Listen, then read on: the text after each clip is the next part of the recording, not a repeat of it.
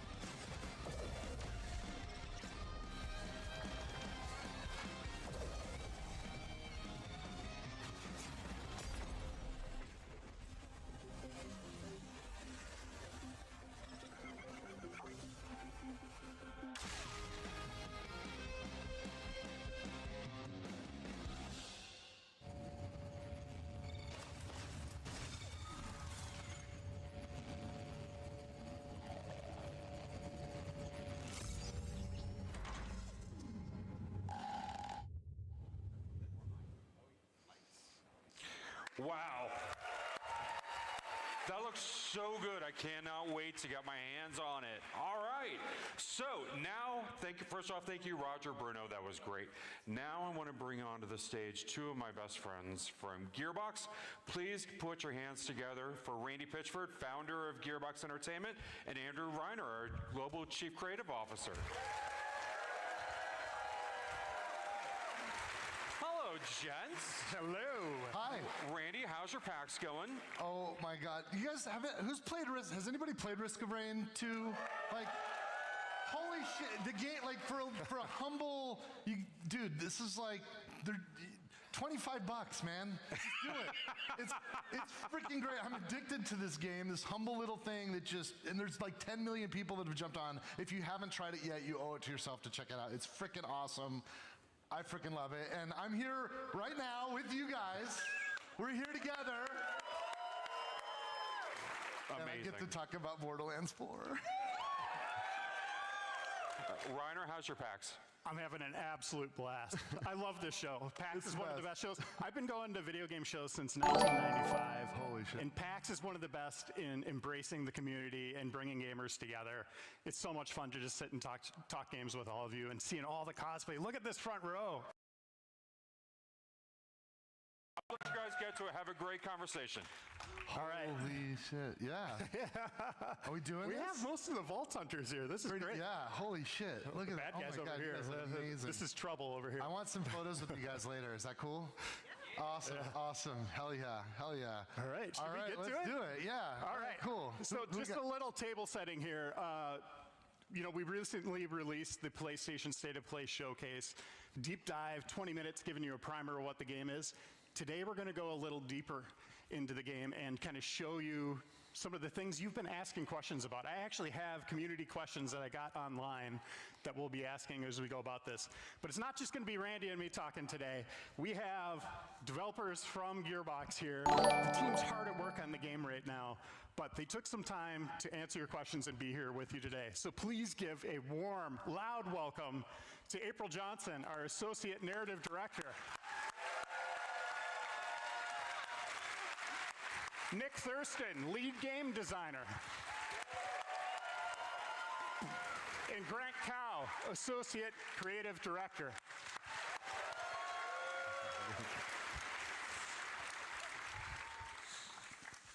You guys ready? We're so Super ready. Are you guys ready? Dude, how, like, okay, before, like, we moved the date up. Did you guys see that? Yes. When does that ever happen? Everybody was like, oh yeah, GTA 6. Like, dude, we had no idea. We discovered it when you guys did. We've got this, you guys. This game is in great shape. We're cooking. We are cooking. We are cooking. We are cooking. Yeah, baby. All right, sorry, Reiner, go ahead. Well, I'm going to ask you a question first, okay, Randy. So, yeah, stay on the edge of your seat here. This is an intense question. No, you've been involved with every Gearbox release so far. Yeah. That's every Borderlands game, of course, Brothers in Arms. Yeah. You even worked on, like, Half-Life game, Duke Nukem. You've seen it all. You've done it all. How do you feel at this moment in time where we're at with Borderlands 4? It's pretty good. We're on offense, you guys. Like, look, sometimes we're like white knuckling to the landing, you know? And look, we got a lot of work to do. We're working our asses off. But the momentum is insane. The velocity is insane. I don't think we've ever been in a better spot this far from launch as we are right now with Borderlands 4. And I'm really, really stoked because I kind of need a game like this right now, you know? I kind of need this. So I'm stoked to play it. I just can't wait to get it done so we can all play together. You guys want to play together? Yeah. So let's go back to the end of Borderlands 3, kind of connect the dots for people. Just spend a few seconds before we get to the new stuff, setting the story, Randy. Lilith teleported Elpis away. Why did she do that? What was the purpose of this? Yeah, so you know, like with the numbered sequels, we're on a continuum with a story, and at the end of Borderlands 3, everything that we knew was at stake. Pandora itself, the planet that everybody lived on, was a vault, and the moon of Elpis was the key. And if the key went into the vault, Lilith and all of her friends would die. So she effectively sacrificed herself to save everyone and bamfed Elpis away. But where did it go? Where did it go? And now we know. It went to this other place on the other side of the galaxy, a new place that we call Kairos. In April, this is a community question that I saw online. Where are the rest of the Crimson Raiders? So the rest of the Crimson Raiders, they just cannot give up on Lilith. There's always this hope for them. So they have split up trying to find her throughout the galaxy. So we haven't seen the end of them, but we're going to get to visit with some of them in Borderlands 4. And we know the Timekeeper is our big bad in Borderlands 4. Boy, howdy. And he rules Kairos with an iron fist, or a golden fist, but we don't know much about him, his motivations. Can you walk us through who the Timekeeper is? So the Timekeeper wants everything under control. He doesn't want anything to deviate from his vision of what Kairos needs to be. And to maintain that control, he does what, you know, you're gonna do, which is planet-wide propaganda, outlawing vault hunting, doesn't want anything to do with vault hunters. And, you know, I mean, if you're gonna do it, you might as well have a massive unyielding army, which is our Order army, and then, you know, you could get a cybernetic implant, put that in everybody's back, and, you know, just control them into submission. So yeah, he holds Kairos very tightly, and he is clever and he is calculating. But when Elpis comes in and is basically like knocking on the door of the Veil of Kairos, very rudely. Very rudely, we might see the Timekeeper struggling to maintain that control. And you know, you get a couple of vault hunters involved. The dude's had it locked down for like thousands of years. Thousands. And suddenly, you know, some punk ass Vault Hunter show up and wreck his shit. He's not cool with that. So what's happening on the surface now that Elpis is here? So now that Elpis is here, the people of Kairos didn't really have anything other than abject control in their lives. And so when Elpis comes in, I mean, these people see the stars, like the reality of the stars for the first time. And they start to go, what if there's more? And of course, there's always the first. So someone took the risk of ripping the bolt out of their spine and out of their neck and encouraged everyone to seek that same freedom. Now, the risk of that is you might have a little bit of a personality change, or you might just vomit and die. High risk, high reward, as we say in the biz. So we're gonna see a lot of unique personalities and how ripping out these bolts has affected the community. And you're also going to see how the pressure of remaining under this control, where there's hope and where people are trying to find each other to escape this and make Kairos better for them. I mean, as good as you can get shit in the Borderlands. Let's dive into our Vault Hunters. We have 4 new ones in this game. And I'm going to ask this to both April and Nick here. So April, talk about who they are, and Nick, maybe give us some new tidbits on gameplay. Yeah. Let's start with Vex the Siren. She's not your typical Siren. She's not. Vex is a bit newer to her Siren powers, and she didn't always have a lot of the best situations growing up, and she knows that a lot of bad things happen, even if you're a good person. And with this sort of awakening of her Siren powers, she can finally do something about it. And where that sort of manifests for her is a little spooky and a little cool. And if you're gonna, kick some bad guys in the teeth, you might as well do it with a bunch of Reapers and a big kitty cat. Yeah, I mean, like you already said, she's definitely the spookiest Siren we've ever had. She's the first Siren that can physically manifest physical beings into existence, right? Like you saw her phase cat Trouble. She can summon Reapers and Specters, which is her third action skill that we'll talk about in a little bit. And she's also the first Siren who focuses a lot on kinetic damage. She can actually switch between all the elements, but there's a heavy hook there for those of you who enjoy like lifesteal or draining the souls of your enemies. So that's pretty cool. In April, from the first day I saw our cat in the game, it was named Trouble. Like, there wasn't a placeholder name. Nope.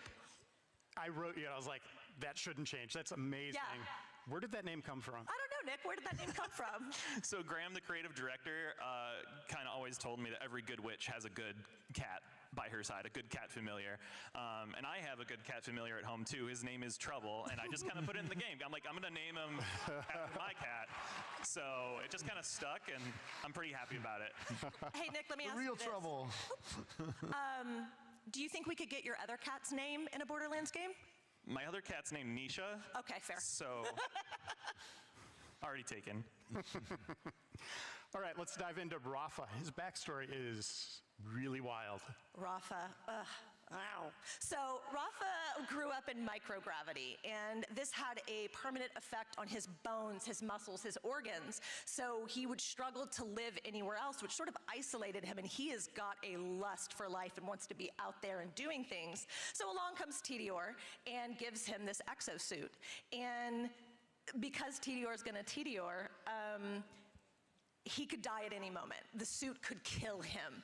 So ironically, the thing that gave him the ability to explore the universe and the world and like have this big life is also this thing that could kill him. But he just rolls with it. He lives every moment to the fullest, and he's playful and energetic and charming, and he's really kinetic as like a vault hunter. And that's really reflected in his dialogue. I mean, he's so charming that even the enemies have things to say about that. And I think that like fluidity of his movement, you can really see that in his skill trees and his action skills. Yeah, absolutely. I mean, like you said, if charisma could kill, he used that as a weapon, but unfortunately it doesn't do much. So instead he has energy blades, he's got laser guns, he's got shoulder mounted cannons that some of our fans at home already spotted in the previous trailer. And yeah, he's easily our most agile Vault Hunter to date, and we're really excited for folks to equip some energy blades and get slicing. All right, and Harlow is also an interesting character in science, technology, but has a connection to a well-known Borderlands family. So, As some of you rowdy, wonderful fans noticed, Harlow is part of the Toronto family. And you can imagine, if you heard that 40 to 50 times a day, you would also pick up a book on theoretical physics. And so Harlow is joyful and brilliant, and she's got 5 PhDs, and she has this force of will and this drive. And why not use all that brains and that creativity to just bend gravity to your will? Yeah, I mean, scientists love to learn new things, especially when that means imploding or exploding your enemies, new ways to do that, right? We've already seen her, destruct in this giant apparatus that fires like a disco ball of destruction. It's pretty cool. She can lift her enemies and slam them into the ground, and she even has quite a few gadgets that we haven't quite shown you guys yet, but they're pretty sweet. All right, and Amon, he is apparently a part of a vault hunter worshiping clan, or vault monster worshiping clan. Tell us about him. I will tell you that if you are going to worship vault monsters and decide to open a vault, that's not going to go well. And so unfortunately for Amon, he lost his entire family, he lost his spouse, he lost his friends, his community, and he sort of harnesses this deep grief to decide, well, you know what, a vault monster took something from me, so I'm gonna kill every last one of them. And he is a big, beefy daddy, but I will say there's also this really beautiful warrior poet side to him, and he wants to find community and connection, and he's just so single-mindedly focused on literally and figuratively forging his body into a weapon. Yeah, and I mean, other than forging his body, he also has what we call forge drones that live in his spine and the side of his arm. He is literally able to psychically control them and manifest them into all kinds of weapons. I mean, he's got a sword, he's got an axe, he's got a hammer, he's got a shield, he's got a spear, he's got a whip. This is a long list. He's got everything that you might expect from a sci-fi Viking, because that's pretty, it's pretty great. And Randy, let's focus on the planet Kairos a little bit. What can players expect as they're traversing this world? Oh yeah. Well, look, it's if you're like a human living on Earth and you want to like go someplace, Kairos sucks. Like you're fucking dead. Like everything will kill you out there. If you're a vault hunter, it's awesome because nobody gives a shit if you kill dudes and take their loot. It's also unbelievably amazing. There's incredible vistas and the highest of highs and the lowest of lows, and a range of different atmospheres. Now, some parts are pretty locked down. The timekeeper did get a hold of this place, and he's got his tamed center of the planet where he commands and controls everything. But out in the wilds, it's nuts. And also, even in that area, it's not safe unless you are on the side of the order. So for a vault hunter, it's just everything's possible. And this is the biggest, by far, universe that we've built, and it's seamless. There's no load times. Just you see something anywhere on the screen, a mile away, up in the sky, you will be able to get there. Yeah. Yeah. And Grant, we have dynamic weather systems. Walk us through what players can expect. Yeah, and Kairos, there will be a myriad of different storms, from rain to thunder to snow and dust. They won't have a direct impact on gameplay, like your damage is going to increase or decrease because you're in rain, but you will have vision obscurity, you will see some things harder and some things that are easier to see. So just be prepared and go out and kick some butt. And Kairos is huge. This is a fun place to explore. We're going to have story missions all over the place, but there's other things that you can do in the world. Grant, walk us through some of those as well. As players go through Kairos, they will have a myriad of things to kind of encounter, ranging from dynamic world bosses to NPCs that need help. All of these are just like loot chases, so anytime you do any of these, you'll be rewarded with good loot and like a loot chest and stuff. So be sure to stop and help the locals, be sure to kill the badasses that spawn, and try to fight the bosses that try to kill you. And Randy, in our State of Play showcase, vaults were mentioned, plural. What does that mean? Plural is plural. Yes, there are vaults. Yes. you want me to give it all up right now? No. Yeah. One shoulder at a time, baby. I'm a former journalist. I got to do it. And as I just said, Kairos is huge. How are we getting around? Well, you can do what you used to do, run and walk, but there's a whole lot of new stuff.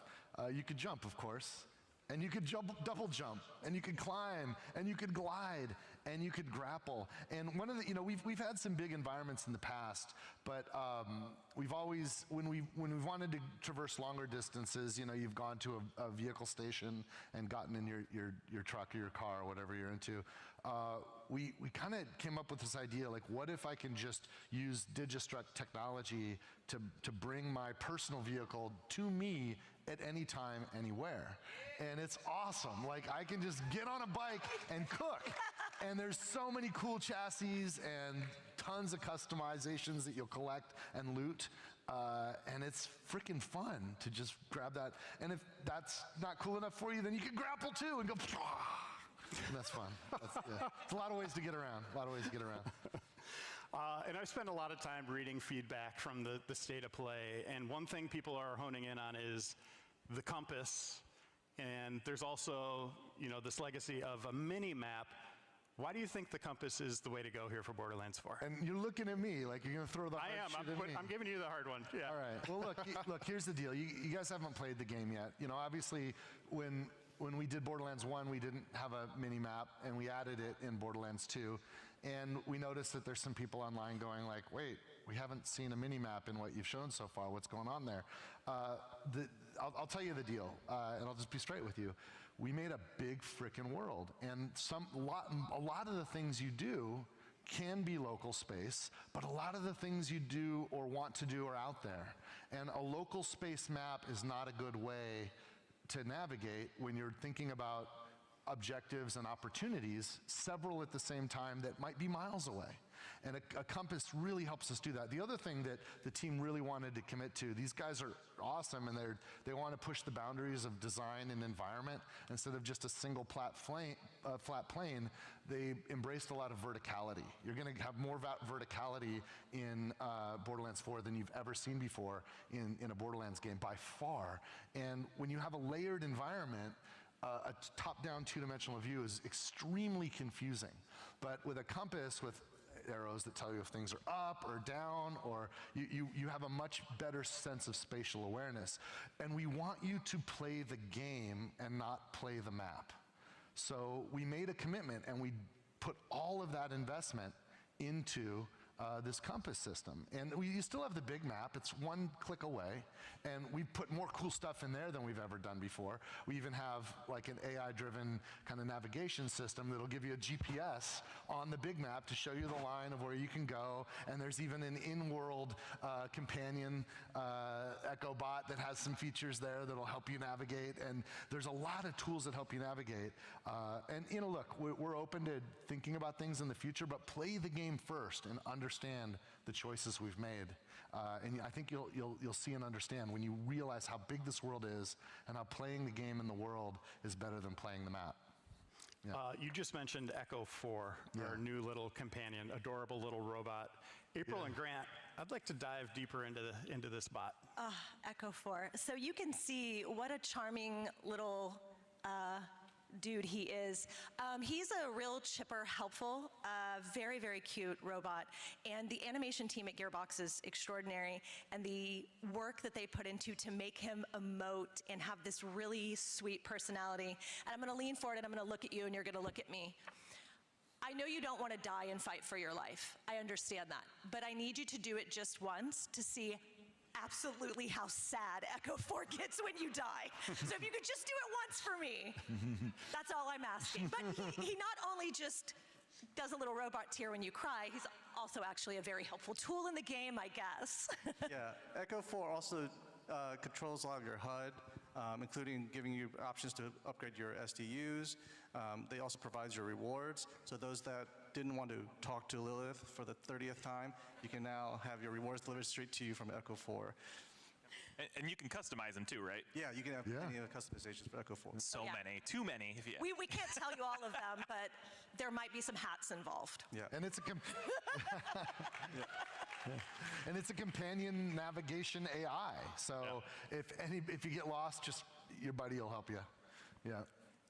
Grant and Nick, let's dive into our guns. What can we expect from our manufacturers this time around? Are there guns in this game? Just a few. Wait a minute. They're just a little bit. 2 hands this time, yeah. We have 5 returning favorite manufacturers, the Jacobs, Maliwan, Vladoff, TDR, and Torg. Those are our 5 returning favorites. And then we have 3 brand new ones, the Ripper, Daedalus, and Order. Yeah, and I mean, and we also have ones that are parts only, right? I mean, we got the Hyperion with the shields, COV, so you can make any gun into a heat gun, and then Atlas, so you can, shoot that sweet tracking dart and go blasting, right? Yes, there's nothing more satisfying than a homing Torg assault rifle. It's pretty good. Yeah. And let's pretty be good. honest, Hyperion guns are only useful for the shield. So Yeah. I want my shield. They on make my, good parts. I want my Yeah. shield on my Maliwan elemental gun. That's what I want. April, this is a community question. They're asking where Doll is. So Kairos has been locked off for like thousands and thousands and thousands of like Earth years, right? So nothing really gets in and out with ease. So they're sort of at the mercy of what ship crashed and what parts might be available. So Borderlands is a big, massive universe, so I promise you we probably haven't seen the last of Doll. But I will say, just enough Doll parts did fall. Echo 4 is Doll. So, hey, we gave you a little sweet Doll Echo buddy, so. Grant, how do the license parts work? This could also be a community question. I've seen a lot of people asking, like, what agency they have with that system. Yeah, so licensed parts are our way of describing behaviors from all the manufacturers that we love from Borderlands 3 and the ones that we've added in Borderlands 4. So because there are so many behaviors in the game now, we wanted to make sure that guns drop these behaviors in a kind of tiered fashion. There's no crafting in the game. Players can't modify or craft their guns to have specific licensed parts. They're just drops in the world, and the way they drop is on a tiered system. So from common all the way to legendary, there's different sets of behaviors you can get. Epics having the most behaviors, and legendaries having one less behavior, but having their own unique behavior. And can every gun have a TDR part that lets you throw it? Every gun can have a TDR part that could be thrown. And most guns have something called an underbarrel. This is not something new to the series, but we're leaning into it pretty heavily in this game. Yeah, Can you give us some examples? Yeah, one of the favorite things from Borderlands 3 was adding underbarrels to a lot of our manufacturers. This time around, we're taking it up a notch. Vladoff, again, has like the micro rockets, but that technology has now been licensed by other manufacturers too, so that you can have versions of micro rockets, such as the Jacobs having a micro rocket knife that is attached to the underbarrel of their gun, and they can fire it and it does an exploding shot. This can be coupled with other licensed part behaviors like a TDR thing, so when you throw a Jacobs gun with an underbarrel Vladoff, it'll have shooting micro rockets while flying in the air. That's just awesome. Yeah. Grant, let's go into enhancements. That's another thing, like you're going to be kind of want to round up, specific manufacturers. Enhancements, they come back in the form, they were called artifacts in BL3 and we're calling them enhancements in BL4.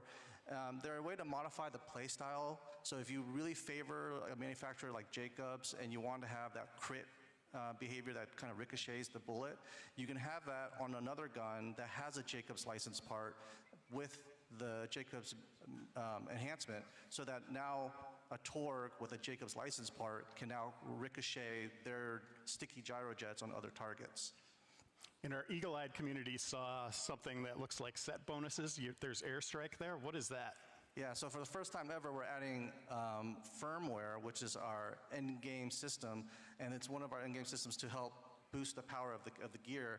And as you can see in this screenshot, there's 3 parts to it, and if you can get all 3 parts, you get a big damage or utility increase. That sounds like gears, like sets to me. That sounds, Might be. Previously, heavy weapons took up a gear slot, but this has been changed in BL4. How much variety will players find in this new system? Ordnance is our new revamped slot for grenades and heavy weapons. We no longer want players to kind of hold on to rocket ammo and wait till like one encounter and just pull out their big rocket launcher. Now players can use their heavy weapon, which is on the cooldown, and we can balance that accordingly so that big moments where they want to pull out a big laser beam or rocket launcher or chain gun, they can use it and mow down enemies and don't feel like they have to hoard that ammo or have to go find that ammo to go be able to use it. And in addition, we wanted to make sure that grenades kept their massive impact that they had in previous Borderlands games, but without being able to spam them constantly, so that we had to balance them down to be really low damage or something like that. So now you can literally throw nuclear bombs with different behaviors, because again, they can have licensed parts too. So you can have like an artillery grenade that summons like a giant nuclear bomb. So Also on cooldowns. also on cooldowns. Yeah, so that's a big shift. Yes. Yeah, and this is another question from the community. How will shields and grenades work? So grenades I just explained, but shields we're also amping them up too. We're adding a new shield type called armor, and that's a more offensive-focused shield type. We wanted to promote that kind of offensive gameplay. So if you're running and gunning and jumping into combat, your armor shield has a chance of regenerating in combat, so that you can be more offensively focused. In this Borderlands game, Nick, brings more variety to the characters than ever before, our Vault Hunters. Yeah. What can we expect from those builds? I mean, it should be the most diverse builds we've ever seen. The skill trees are like 2 to 3 times, I think, anything we've ever done before. We have what's called like a trunk and then branches that let you specialize more than you've ever been able to do. And like, it's not only my goal that I want to have a Vault Hunter be able to have a unique build for every tree.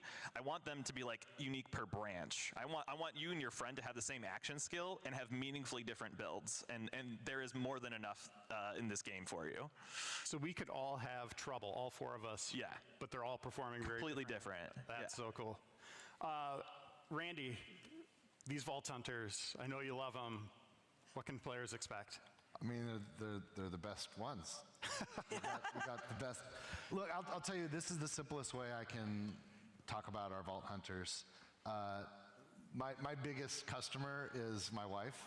She loves Borderlands, and when we make her happy, it's a good day for me, and when we don't, it's not. There's usually one Vault Hunter where I'm like, this is definitely going to be Christie's Vault Hunter, and I put a huge amount of personal English on that character. This one's going to be challenging because there are at least 3 that have some variations in builds that are exactly right up the alley of what I know my wife loves, and that's just like a tilt on it. For my own choices, there's 2 that I'm probably just going to be flipping back and forth between.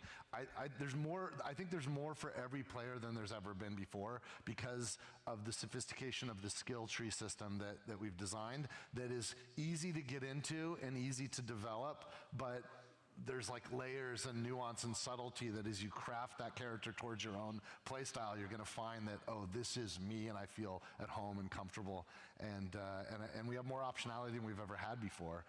So it's awesome, but it's going to be a tricky choice to Oh yeah. Every time I boot it up, I'm like, oh. I know. Who do I want to play it? Well, we've had our like regular play sessions where we're bouncing around too, and that's evidenced by like it's just all really fucking good.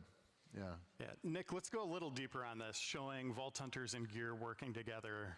For this example, let's focus on Vex and crowd control.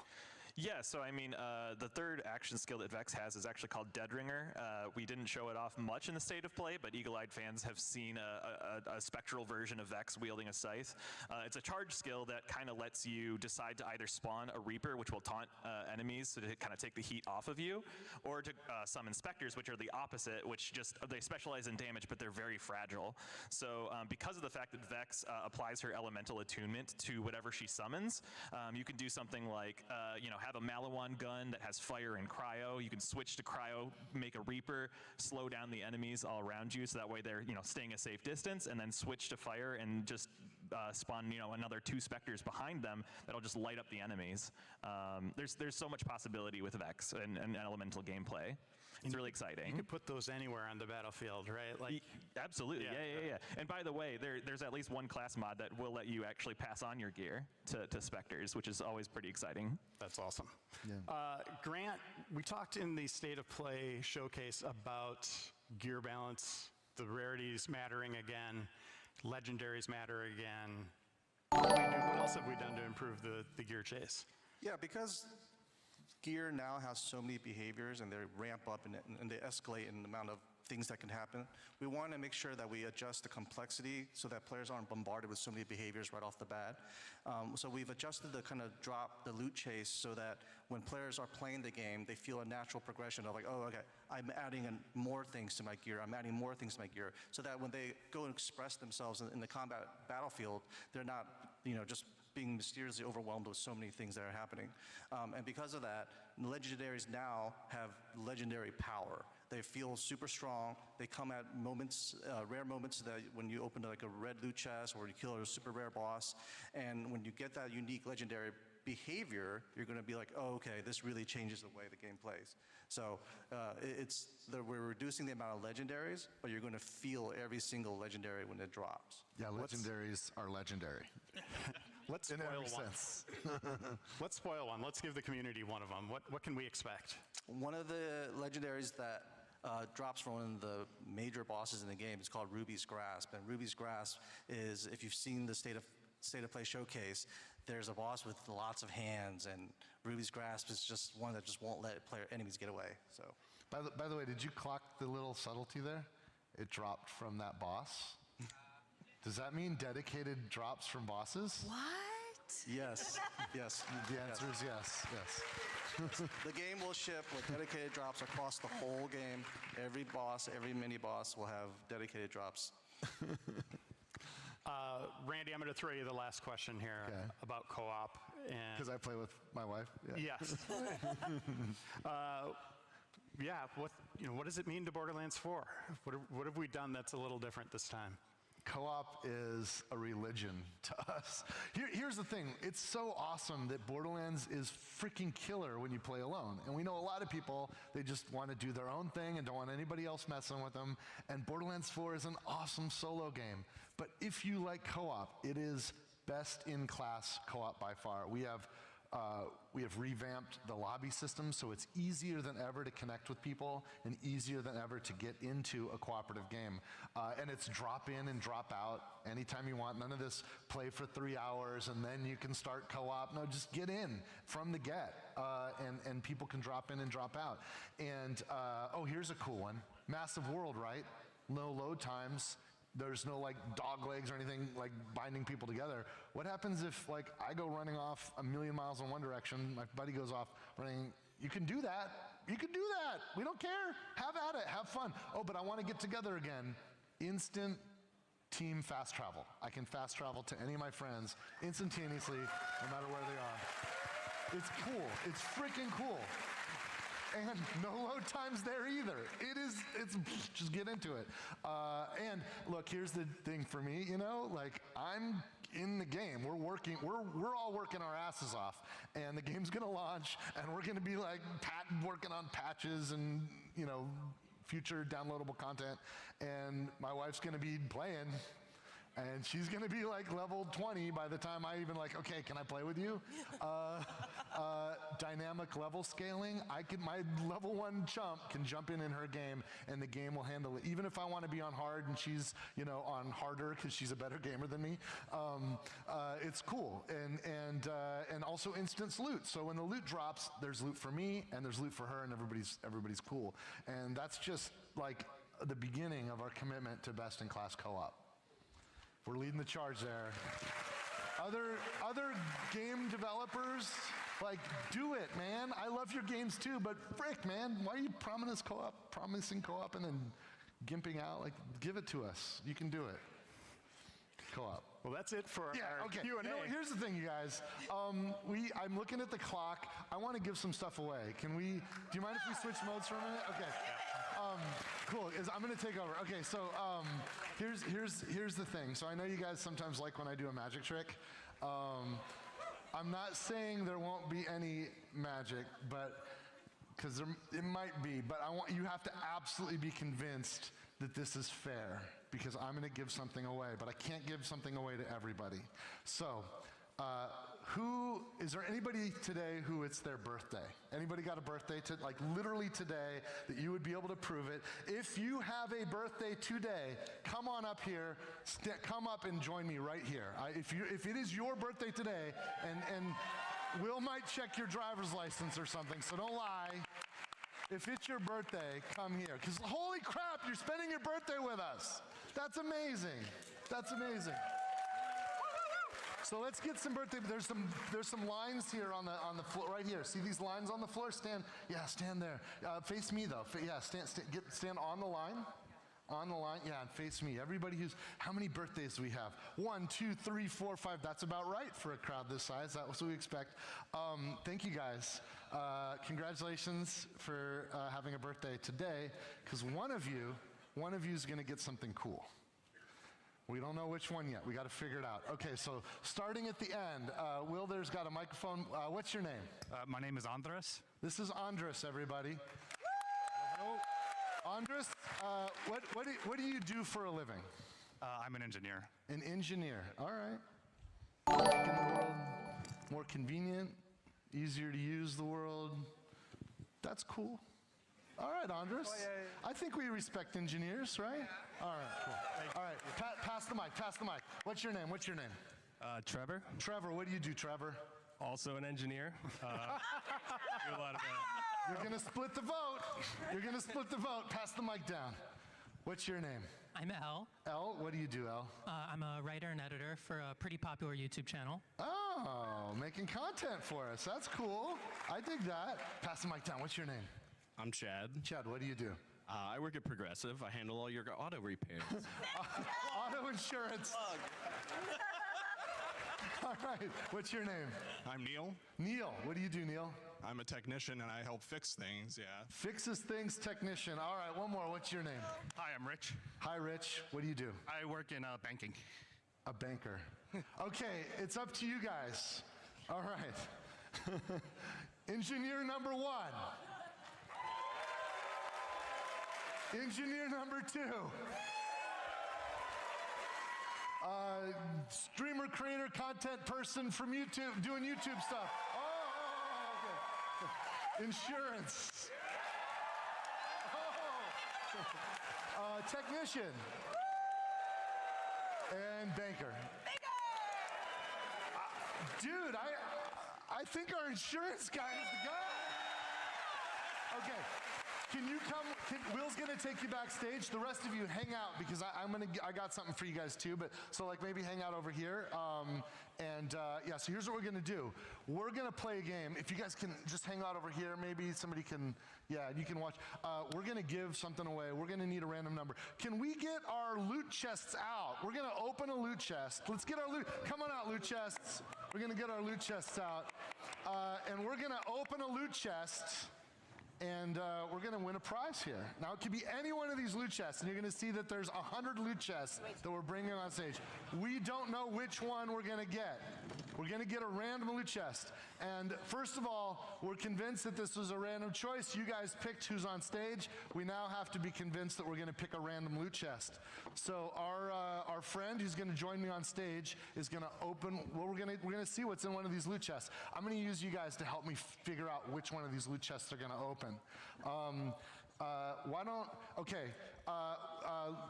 We're gonna do it again, and one of them is gonna start with a number. Okay, so whoever we end up picking is gonna give us our number. We got numbers from 1 to 100. So do you guys want one of our engineers? Our YouTube content person? Okay, our technician? Or our banker? All right, let's start with our YouTube. I need a number between 1 and 100. Actually, you know what? We'll do both the banker and give me the first digit. What's the first digit? We're going to... 2. And what's the second digit banker? 9. 29. Is there anyone in this room that doesn't believe that that was a randomly selected fair number? Is there any skeptic that isn't absolutely convinced that 29 is a random? I saw a hand go up over there. I saw that hand. Stand up, skeptic. Stand up back there. You don't believe that 29 is random? You think that was a setup? You think they're stooges? You think they're in on this with us? Okay, you know what? Give me some other number, and we're gonna, just give me some other number. 8. Should we, and who, there was another you. Are we gonna add 8 or subtract 8? I think you gotta put a 1 in front of that 8. Okay, 1 in front of the 8, now it's 18. And the other person, are we gonna add 18 or subtract 18? Subtract 18. What was the number we had over here? 29, and we're gonna subtract 18. That leaves us with 11. It's a really low number, but we got it up where it's right over here. Does anyone believe that number is not random? That number is freaking random. How random is that, okay? We're gonna go with 11. Where's our friend? Where's our friend? Who's our contestant? Bring him up, bring him up, bring him up. Bring him up. Yeah, don't run. Hi. You did it. You're about to win something. There is loot in every one of these chests. The audience has chosen for you. We're opening chest number 11. 11, okay? Before we change it, before we do it, are you confident that that's a random number, or would you like it to be made different somehow? No, it sounded random from back there. Okay, because it sounded random. We're all convinced, right? We're gonna go to number 11. Okay, are you ready? Let's see what you get. You guys are keeping this honest? We're gonna see what number 11 is. Let me see here. This is really cool. This is a Stay Cool custom shirt that has been customized by the artists of the Borderlands 4 team. It has been this is really cool. A custom shirt. Do we have it? Can we get it from backstage? We're gonna give him his gift. This is one of one. This is a really cool, look at, Stay Cool. Here, hold that up, show everybody. And all the art on there was drawn on, yes, that's awesome. Now I know what you're wondering. You're wondering what could I have won? What would all the other prizes be? Do you guys want to see what the other ones could have been? Go ahead, let's turn them all around. Let's turn them around. What could you have won?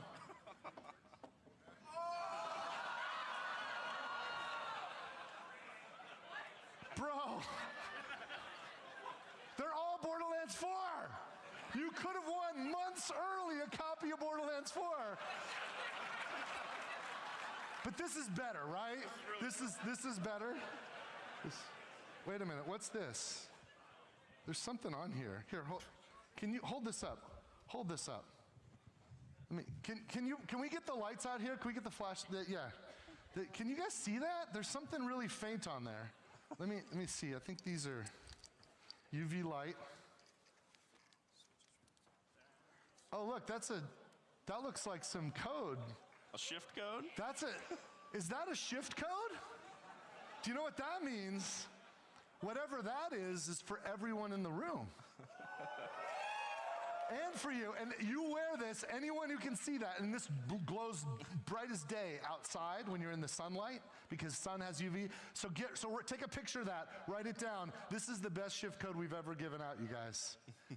So everybody grab it. This is like 75 golden keys in every single game. This is, I think there's like 25, is it right? I think some more. Is there more? Yeah, 75 golden keys and diamond keys. Yeah. There's like 25 diamond keys. This is insane, you guys. So everybody in the room gets the best and yes, so congratulations. Thank you. Happy birthday. Oh, and I got one more thing for you that we're gonna send you if you give us your and every one of you that has a birthday, we're gonna give you a collector's edition of Borderlands 4. When it comes out. So please, Will, can you get all of their contact information? Happy birthday to you guys. Thanks a lot, cheers. Yes.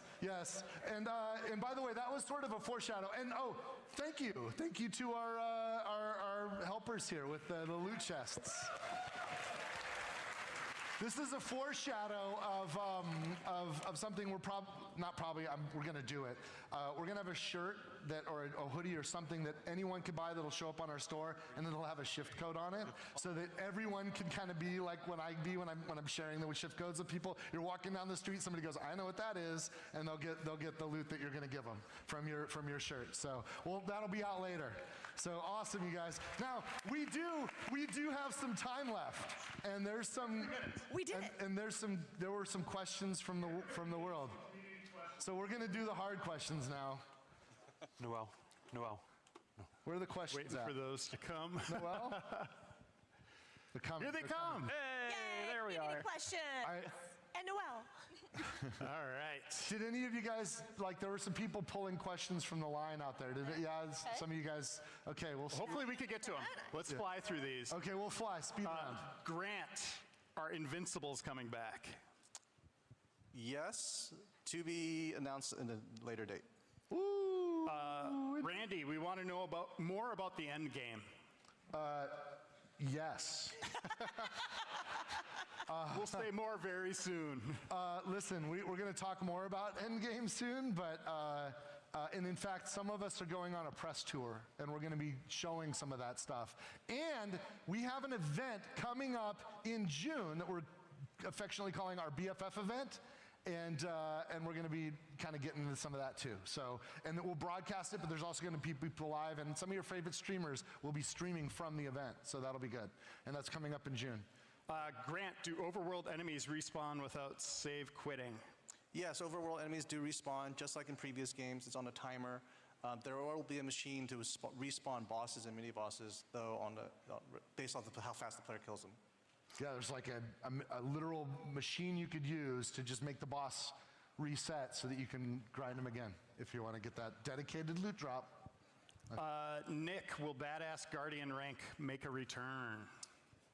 Yeah, there is an endgame specialization system that it's going to be very similar to the Badass system in the past games, but it's actually going to have meaningful choices. It won't just be like put points into this, that, and the other thing to get like a flat bonus. There will actually be behaviors, and you will have to make some hard choices, but we'll talk about that a little bit more later. Turns out we're talking about a lot of endgame. Randy, I got a tough one for you here. Oh, you got a spicy one for me? I don't know the answer. I don't know. Why is it always me that has to do the spicy ones? All right. What will the game's price be? That's an interesting one. I don't know this. The price, really, now? I'll tell you the truth. I don't know. And that is the truth. I'll hit it. I'll hit it straight on. And it's an interesting time, right? We've got on one level, we've got a competitive marketplace where people or the people that make those choices want to sell as many units as possible, and they want to be careful about people that are price sensitive. So there's some folks that don't want to see prices go up, even the ones deciding what the prices are. There's other folks accepting the reality that game budgets are increasing, and there's tariffs for the retail packaging, and like, it's getting gnarly out there, you guys. Borderlands 4 has more than twice the development budget than Borderlands 3. More than twice. So the truth is, I don't know what the price is going to be. I do know that we will be opening pre-orders soon, TM, and that will be when the price is set. I think that Borderlands 4, here's the philosophy we have. Whatever the price is, we're entertainers. Yes, we want to get more resources so we can make bigger and better games. There's a reason why Borderlands 4 is so awesome. It's because you guys showed up and supported Borderlands 3. And we had the budget, so we could more than double the budget and feel confident in that. And that's awesome. When the revenue comes in, we can spend it to make bigger games and better games. As artists, we want everybody to have it. You know, we want to make it as easy as possible for everybody to enjoy what we're creating. So it's a weird thing, but the fundamental philosophy is we want people to buy it so we have the resources to make more, but we want everyone who buys and plays a Gearbox game to feel certain that they got the better end of the bargain. Whatever the price is, that they got the best value. And that's the philosophy that we live by. And so we're gonna have a price set soon, and it might be the new price that like Nintendo and Microsoft have led with. It might be that we stay back. It's going to be the people at the publishing house that decide that. And if it is cheaper, then maybe we'll sell you that mini map that you guys want, but we'll develop later. How bad do you want that? $10? I don't know. I'm just kidding. Or am I? I'm just kidding. Or am I? I'm just kidding. Or am I? I don't know. We'll know soon. Yeah. I think it's going to be fine, whatever it ends up being. I think it's going to be amazing, whatever it is. Borderlands is fucking amazing, and it's worth it. It's worth it. Yeah. We haven't got kicked off stage yet. I'm just going to keep going until they We stop. can go until you guys leave or they kick us out. There's nobody on after us, so, Yeah. April, what is Ordinite used for? Ordinite. Yeah, what is Ordinite? Ordinite is sort of like the sister element to Iridium. And so it has an opposite effect. Ordinite is used for a lot of different things in the game that we don't want to quite talk about yet, but I will tell you this, it is not a currency. So it is not a currency, I promise. Yeah. But it will explode shit in some One of ways. the goals when we were in the room, and I think I'm the one that actually named it, because I'm like, how cute is that? The Ordinite. The idea is that the Borderlands universe is much bigger than anyone thought. It's bigger than just the Iridians, and Ordinite is a part of that new larger puzzle that you didn't even know you were looking at. And we're excited to start peeling back those layers for everyone. Yeah. Nick, what will split screen look like, and how does it work? Yeah, I mean, it's split screen. It's, Is it hot dog or hamburger? What did you say, hot dog, hamburger? Hot dog or hamburger style? It's the That's horizontal for the uninitiated. It's horizontal. But couch co-op out of the gate, or remote co-op, or couch plus remote. Like, however you want to do it. Who does that anymore? We do that, MFers. We do that. And Grant, what will the rarity levels be? Ooh, rarity levels will go from common to legendary. Thanks, Grant. There's your, We nailed it. there's your, Nailed there's it. your gray. There's your green. There's your blue. I don't like how you're saying There's that, by your the way. purple. And then there's orange. There's your orange. There's your What? Hold on. I'm such a troll. Randy! I'm such a troll. Last one I'll ask here. After collecting vault key fragments, can you repeat the same vault over and over? Yes, you can. Rerun your vaults. Yes, rerun your vaults. Awesome. There's spectacular loot hidden behind. You do have to start the entire game over. No, I'm kidding. I'm kidding. That's it for us. Ooh, you got through the questions. I did. I did. We got through it all, but Yeah. Oh, you were standing there? I'm like, come on, we got to wrap it up. Let's go. Give a round of applause to everybody. Thank you, everybody. Thank you so much. I really appreciate it. Cheers, you guys. All right, you all. Thank you. So, as Randy mentioned, we are hitting the road. Like, literally, Pitchford and Reiner and I are leaving this afternoon, going around the world on a trip. But we're coming to a place near you. In June, on June 21st, we've got the Borderlands Fan Fest event, and that's... Hi. Okay. We've got the Borderlands Fan Fest event on June 21st. We're going to be going to Billy World, and that'll be coming up in July. In August, we're going to be at Gamescom. We're also going to be at PAX West if you're in Seattle. And in October, we're going to be heading to PAX Australia. So I'm looking forward to that. But if you're here, where you're going is up to the Q Hall to get that poster signed. We're going to be hanging out up there doing autographs. So please come say hi to us, and we'd love to say hi to you. And we're going to do one more run of a trailer. All right, thanks you all. Let's hit the trailer.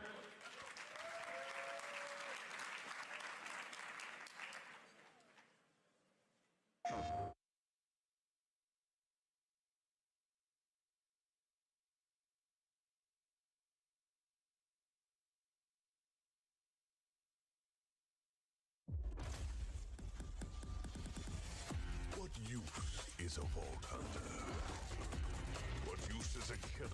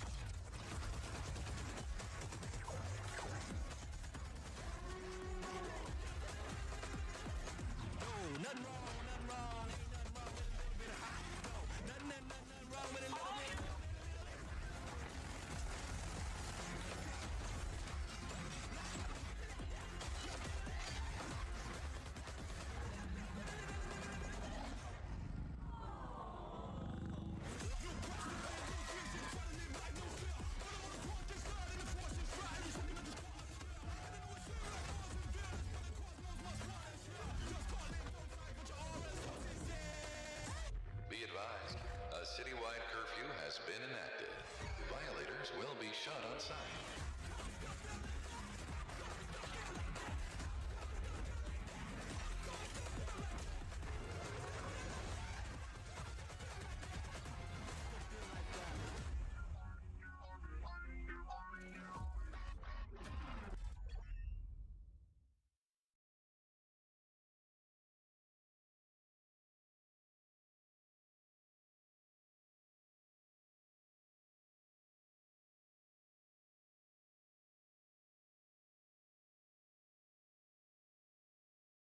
From Lilith to Zane and everything in between, Borderlands has given us a total of 20 named Vault Hunters. So let's determine once and for all which one of these Vault Hunters